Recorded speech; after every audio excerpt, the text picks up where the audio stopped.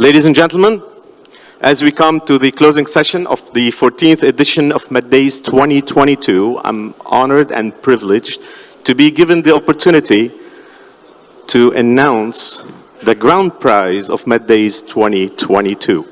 This year, Amadeus Institute decided to give the award to a country that is a sister country and a partner to Morocco.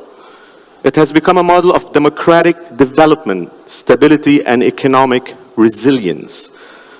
Fully committed to South-South cooperation that has demonstrated its commitment to the territorial integrity of Morocco through the opening of a consular representation in Dakhla in August 2022. Allow me to announce that the grand prize this year goes to Cape Verde.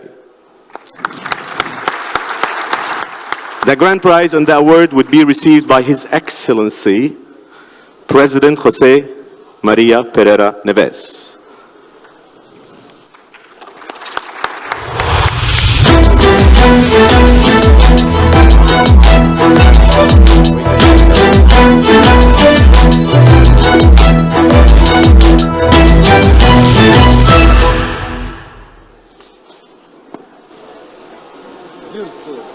The award is presented by the President of Amadeus, Mr. Ibrahim Fassi Fehri.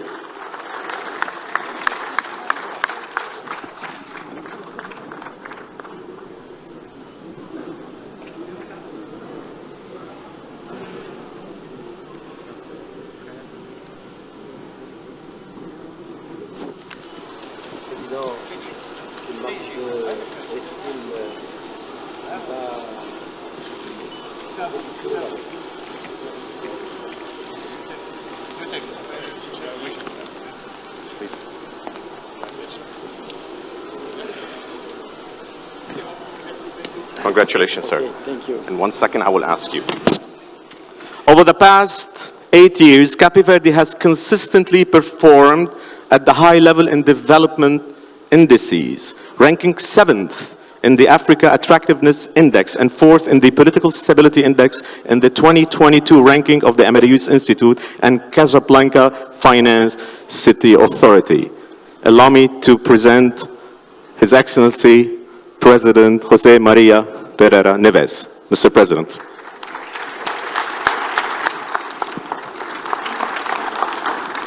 Please, sir. Please. Thank you. Okay, thank you.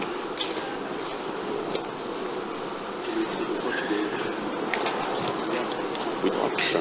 Yes, I think we do that.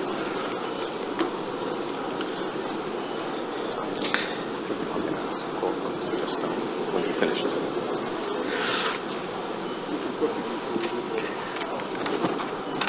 Please.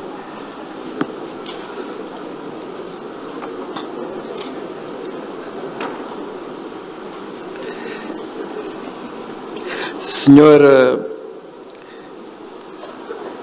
Vice-Primeiro-Ministro, Senhor Ministro, senhoras e senhores participantes, distintos convidados, minhas senhoras e meus senhores. Começo por agradecer pela oportunidade de, neste fórum e em nome de Cabo Verde, poder compartilhar convosco a visão de um pequeno Estado insular em desenvolvimento. As crises mais recentes, nos finais do século XX e nas decorridas 2 décadas do século XXI, provocaram sérios abalos na ordem mundial, já de si com muitas fissuras. A queda do Muro de Berlim e, na sequência, o desmoronamento do Bloco Socialista, a Primeira Guerra do Iraque, o 11 de setembro, a Guerra do Afeganistão, a Segunda Guerra do Iraque, a crise financeira de 2007-2008, a Primavera Árabe, a guerra contra o terrorismo, são alguns dos ingredientes a se ter em conta no desenho desta nova ordem mundial em gestação. Para ser uma tempestade perfeita, há ainda que acrescentar as consequências da pandemia da Covid-19 e da guerra na Ucrânia, os efeitos catastróficos das mudanças climáticas, os focos de conflitos, um pouco por todo o mundo, incluindo o nosso continente, as migrações, entre outras causas. As inferências em África vão da insegurança alimentar às situações de conflitos e instabilidade, não raras vezes réplicas de choques entre as grandes potências e os respectivos aliados e Estados satélites.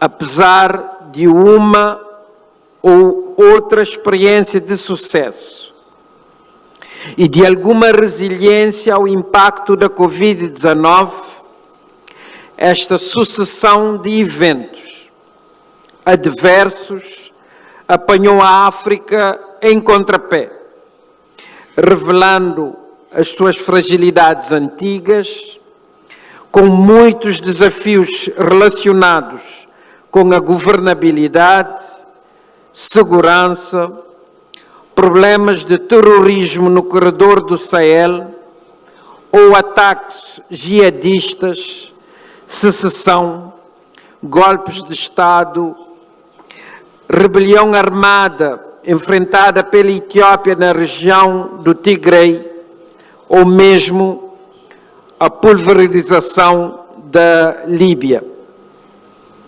Lamentavelmente, o retrato atual é o de um continente pouco relevante na cena internacional, que enfrenta problemas de insegurança alimentar, sem soberania sanitária e sem soberania energética. No caso dos pequenos estados insulares em desenvolvimento, como é o caso de Cabo Verde, as suas especificidades implicam desafios acrescidos e que demandam por soluções urgentes, pois são mais suscetíveis ao impacto de choques externos, econômicos, climáticos, geopolíticos ou de outra natureza, ao que se junta a impossibilidade de beneficiarem de projetos exequíveis apenas nos países continentais. É consensual a consciência da necessidade de mudança, tendo na mira o longo prazo e criando as próprias soluções para o futuro. Potencialidades e capacidades existem. Nós não acreditamos na maldição dos recursos naturais e nem podemos justificar e lamentar tudo o que corre mal como sendo fatalidade ou resultante de fatores externos. Somos detentores de reservas hidráulicas, petrolíferas, de gás, carvão e grande potencial solar e eólico. A África tem uma disponibilidade de 60% das terras aráveis do mundo e um clima favorável. Felizmente, O continente tem diversas experiências muito positivas que devem ser replicadas. Urge agregar o contributo de todas as sensibilidades políticas e sociais e colocar todos os recursos do continente ao serviço do desenvolvimento. Temos de investir nas pessoas e apostar fortemente no reforço e consolidação das instituições, na governabilidade e na boa governança. A população é jovem, dinâmica e talentosa. Já está demonstrada a capacidade para a produção de vacinas e outros medicamentos no nosso continente, o que pode indicar o caminho para a soberania sanitária, evitando as contingências atuais, como ficou patente durante o período mais agudo da pandemia da Covid-19. Ou seja, temos que ser capazes de transformar crises em oportunidades. O aumento de preços dos produtos petrolíferos, na sequência da guerra na Ucrânia, deve igualmente engatilhar medidas tendentes a se atingir a soberania energética. A imensa diáspora, detentora de recursos estratégicos, deve ser mobilizada, aproveitando os seus conhecimentos, capacidade e investimentos inovadores. A agricultura tem sido geralmente negligenciada, sendo que a taxa de produtividade é relativamente baixa, predominando a agricultura de subsistência. Trata-se de uma realidade que carece de transformação, associando a agricultura, que deve ser industrializada, ao agronegócio e aumentando a produtividade. Modernizar a agricultura de pequena escala é uma prioridade, devendo-se estabelecer uma aliança entre agricultura e industrialização. Quer dizer que a África tem que acrescentar valor sobre tudo o que faz, incluindo a agricultura, não podendo basear a sua economia apenas no comércio de matérias-primas. Ela deve ser capaz de determinar os preços dos seus produtos agrícolas, como, por exemplo, do cacau. A nova fronteira do renascimento africano passa forçosamente pela aposta nas energias renováveis e na transição energética, pela economia azul e uma industrialização verde. As alterações climáticas exigem um aumento de investimentos na ciência e nos serviços relacionados com o clima. Há que cuidar igualmente da transição digital. Do mesmo passo, há que apostar no diálogo e na cooperação interafricana para estabelecer sinergias e criar mais resiliência. É preciso melhorar a liderança e a governança, reforçar a capacidade africana de prevenção e gestão de conflitos e apostar fortemente na diplomacia preventiva.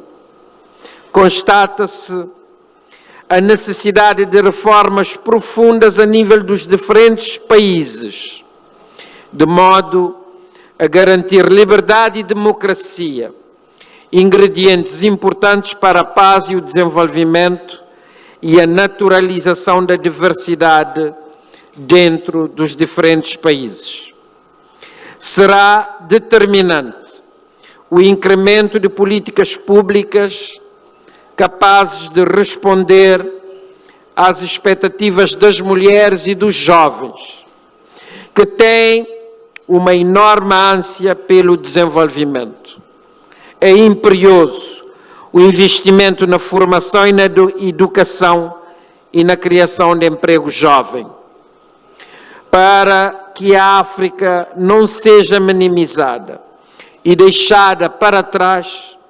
Cumpre a nós, líderes, termos consciência clara dos desafios que se nos colocam e correspondermos à altura. É óbvio que muitas coisas terão que mudar. Temos que ser mais efetivos e não ficar apenas no domínio das intenções. Para o cabal cumprimento da Agenda 2063 e da África que queremos, a África precisa implementar um sistema de governança multinível, com responsabilidades partilhadas e uma divisão de trabalhos com uma hierarquia de especializações entre a União Africana, as organizações regionais e os Estados-membros. A Zona de Comércio Livre Continental Africana é uma excelente oportunidade de reforço e consolidação da integração continental, capaz de impulsionar o comércio intra-africano, faltando, no entanto, a sua efetividade. Enfim, acredito que a África dispõe de recursos, talentos e imaginação para ser um dos mais importantes atores políticos e econômicos deste século XXI. Para concluir, diríamos que no período em apreço, essas crises provocaram uma transfiguração, tanto em África como no mundo, implicando, por isso, a ocorrência de mudanças globais e o rearranjo das placas tectônicas. Destaca-se a tendência do grupo do G7 alargar-se para o G20, a ascensão de novas potências econômicas e a emergência dos BRICS. As Nações Unidas denotam necessidade de reformas, nomeadamente no Conselho de Segurança, de modo a refletir a realidade atual e a ter a África ali representada. É cada vez mais premente a necessidade do reforço do multilateralismo, pelo potencial que encerra na construção e entrega dos chamados bens públicos globais, quais sejam a paz e segurança, os direitos humanos e o desenvolvimento sustentável. Para terminar, quero agradecer ao Instituto Amadeus pela forma calorosa como nos tem acolhido, a mim e à delegação que me acompanha, bem como felicitar pela excelente organização desta 14ª edição do Fórum Madeiz e pela persistência e contínuo sucesso deste importante Fórum Africano. Agradeço igualmente pela atribuição do Prémio Madeiz 2022, que muito me honra. Julgo que mais do que um reconhecimento à minha pessoa, é um tributo à resiliência do povo cabo-verdiano. Bem-ajam e muito obrigado.